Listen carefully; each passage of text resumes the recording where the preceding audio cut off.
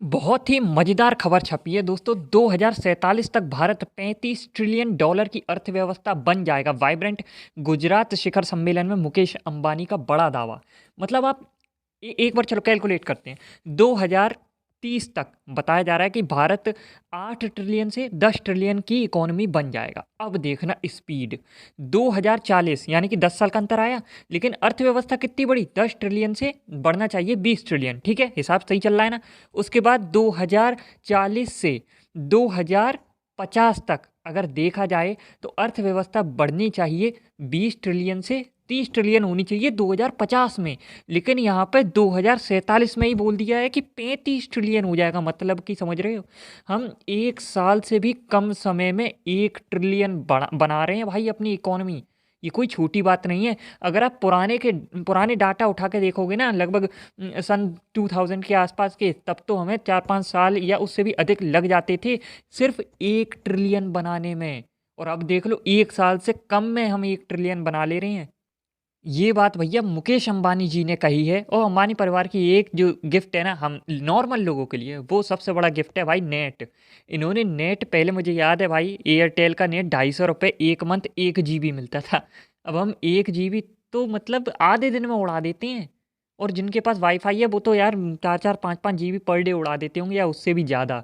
तो मतलब यार नेट के क्षेत्र में क्रांति लाई है अंबानी परिवार ने। उन्होंने ये भी बताया है कि अकेला गुजरात, जो कि एक राज्य होगा, वो ही अकेला 3 ट्रिलियन की अर्थव्यवस्था होगा। और फिर ऐसी बात है तो हमारे योगी जी को क्यों भूल रहे हो भैया। उन्होंने तो 2028 के आसपास ही ऐसे ही कोई टाइम दिया है जिसमें उन्होंने कहा है कि मैं यूपी की जो अर्थव्यवस्था है वो 1 ट्रिलियन पहुंचा दूंगा। तो भाई इतनी जल्दी अगर वो 1 ट्रिलियन पहुंचाएंगे तो 2047 तक तो 3 ट्रिलियन नहीं क्रॉस कर जाए वो। और आप में से कई लोग, खासकर लिब्रांडू, तो ये सोचते हैं ये तो बातें हैं, बातों का क्या है। लेकिन एक्चुअली वो न्यूज़ पूरी नहीं पढ़ते हैं या कई चीज़ें मिस कर देते हैं। भाई इतने सबमिट हो रहे हैं, इतनी मीटिंगें हो रही है ना कि आप पूछ नहीं सकते। और इतनी इतनी डीलें हो रही हैं कि आप पूछ, आए दिन कि आज यहाँ पर कोयला निकले आया, आज यहाँ पर तेल निकले आया, आज यहाँ पर लिथियम निकले आया, आज टेस्ला आ रही है, आज वो सूरत में एक बनाया नहीं था डायमंड की वो कंपनी की, ये आ रही है, कि वो हो रहा है। बहुत कुछ हर राज्य में बहुत कुछ हो रहा है। अभी क्या है ना, बेस तैयार किया जा रहा है। आए दिन इतनी ट्रेनें चल रही हैं। आपको क्या लगता है कि ट्रेन से क्या फ़ायदा होता होगा। भाई अर्थव्यवस्था को बढ़ाने में हर चीज़, हर एक छोटे से छोटा इंफ्रास्ट्रक्चर मदद करता है। और ये सब बढ़ रहा है ना, तो इससे लोगों को कमाने के साधन मिल रहे हैं बहुत सारे भाई।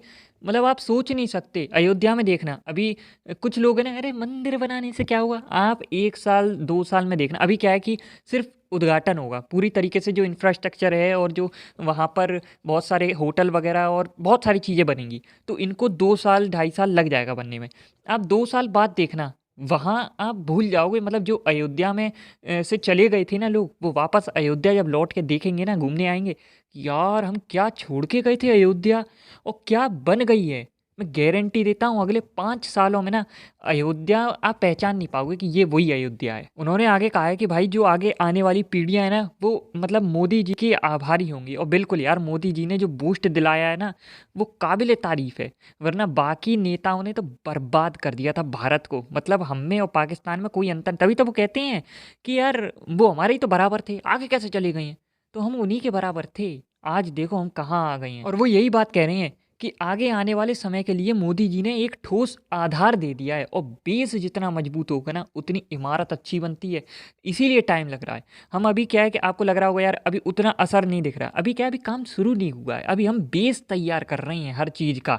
कई चीज़ें, अब जैसे एयरपोर्ट बना दिया हमने, अभी थोड़ी ना आपको यार फल दिखाई दे जाएगा कि कोई फ़ायदा हो गया इतना। अभी ये एयरपोर्ट देखना कितना चलेंगे।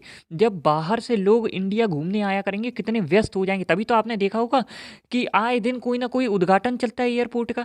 अब भाई वही बात है ना, पहले एयरपोर्ट बनाया जाएगा, उसके बाद चीज़ें डेवलप की जाएगी, इंफ्रास्ट्रक्चर, तभी तो कोई घूमने आएगा। ये थोड़ी नहीं कि पहले तुम इंफ्रास्ट्रक्चर बना दो फिर बाद में कहो यार अब एयरपोर्ट बनाना चाहिए, ऐसा थोड़ी ना होता है।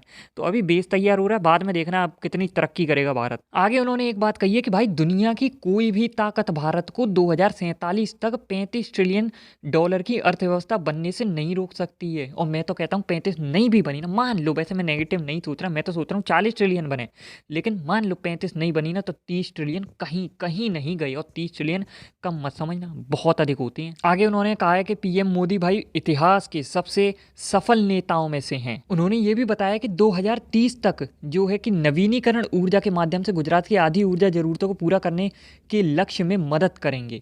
मतलब कि वो लोग ग्रीन किसी भी तरीके से एनवायरनमेंट तैयार करना चाहते हैं, और जो भी एनर्जी है वो ग्रीन एनर्जी होनी चाहिए। हमें फॉसिल फ्यूल्स हो गए ना, किसी भी प्रकार के, चाहे कोयला हो गया और अपना पेट्रोल डीजल, जो भी इनसे प्रोडक्ट भी निकलते हैं कई हानिकारक वगैरह, वो सब हमें एकदम नकारना है। कैसे भी हो सके हमें अपना जो भी एनर्जी है वो सब सनलाइट से हो गया, विंड से हो गया, इसी तरीके की चीज़ों से हमें हासिल करनी है। और इसके लिए काम भी शुरू हो गया। उन्होंने कहा है कि हमने 5000 से अधिक Dhirubhai Ambani green energy giga complex का निर्माण शुरू कर दिया है। आपको पता होगा राजस्थान में भी कई सोलर प्लांट भी बनाए जाते हैं जिन्हें सोलर पार्क कहते हैं, और इससे उन्होंने कहा है कि कई सारी नौकरियां भी आएंगी जो कि लोगों को मिल सकेंगी। ये भी बताया उन्होंने कि आगे के समय में गुजरात हरित उत्पादों, यानी कि वही है प्रोडक्ट वगैरह, ग्रीन प्रोडक्ट वगैरह, इनका प्रमुख निर्यातक बन जाएगा। मतलब ग्रीन एनर्जी भी हम लोग एक्सपोर्ट करने लग जाएंगे। और आपको पता है जो एनर्जी एक्सपोर्ट करता है ना, वो तो भाई सबसे महान होता है। और 2024 के दूसरी छमाही में ही इसे चालू करने की तैयारी है, मतलब कि जून जुलाई के बाद ही वो लोग स्टार्ट कर देंगे। और ये भी बता रहे हैं कि रिलायंस ने भाई दुनिया में कहीं भी 5G बुनियादी ढांचे का सबसे तेज रोल आउट पूरा किया है। ये न्यूज़ भी आपने सुनी होगी, बहुत वायरल हुई थी। और इसी कारण से आज गुजरात पूरी तरह से 5G सक्षम है। बल्कि मैं आपको ये भी बता दूं कि भारत 6G पर भी काम करने लग गया है। भैया बहुत तेज जा रहा है भारत, आगे की सोच रहा है एकदम। और उन्होंने ये कहा है कि 5G बहुत अधिक क्रांति लाएगी गुजरात में, और इसका काम डॉक्टरों में, शिक्षकों में, खेती करने में, स्वास्थ्य देखभाल, शिक्षा क्रांति, मतलब हर जगह आपको इसका योगदान देखने को मिलेगा।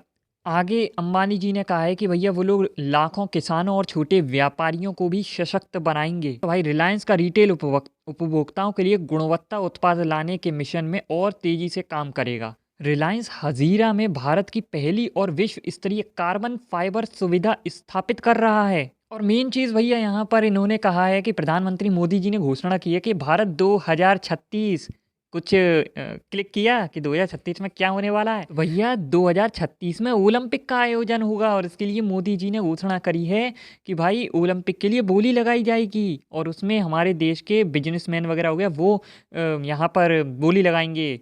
और अगर हमें मिल जाता है उसका जो ऑर्गेनाइज करने का भाई, अगर परमिट मिल जाता है, तो सोचो यार कितने सारे विदेशी यहाँ पर घूमने आएंगे, मैच देखेंगे, जो भी होगा मतलब वो सब होगा।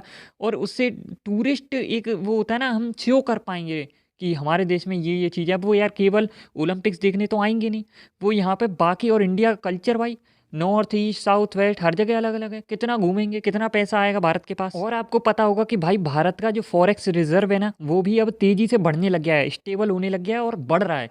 बीच में बहुत टाइम से हम नीचे गिर रहे थे, लेकिन अब बढ़ रही हैं। तो 645 का हमारा पहले सबसे हाईएस्ट मार्क है, उसको क्रॉस कर सकते हैं हम एक आध महीने में ही। तो दोस्तों इस वीडियो में बस इतना ही था। आपको कैसी लगी कॉमेंट करना, चैनल को सब्सक्राइब करना।